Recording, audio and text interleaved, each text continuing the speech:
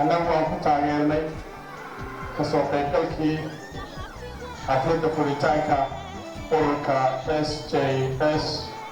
weliyuhu hadduusan jirin xogba laga helay.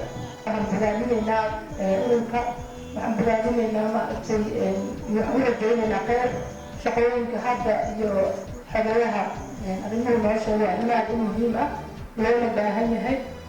gobolka waxay ku horumaraan waa saxaafadda.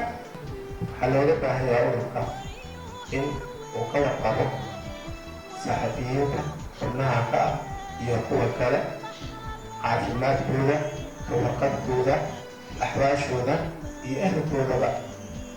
marka waxaan leenahay waa hambalyaynaynaa ururka cusub, waa soo dhawaynaynaa, waa la shaqaynaynaa. waxaan idinka rabnaa inaad waajibkiina gudataan oo ilaalisaan xuquuqda saxafiga.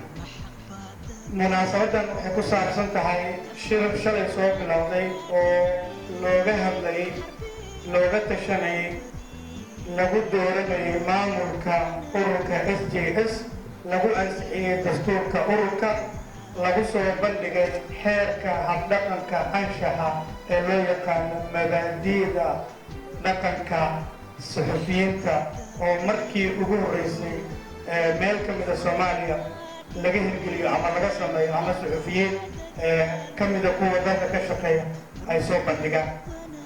sidoo kale shalay waxaan ururku uu ku guulaystay ama uu sameeyey inuu shaaciyo dadka hogaamin doona ururkan cusub SJS oo sida la sheegay aan ku faraxsanahay aan ku salaysnaan doonin habka qabiilka oo 4.5 aan ku salaysnaan doonin laakiin ku salaysan waxqabad iyo xirfadda saxaafadda ka shaqeeya.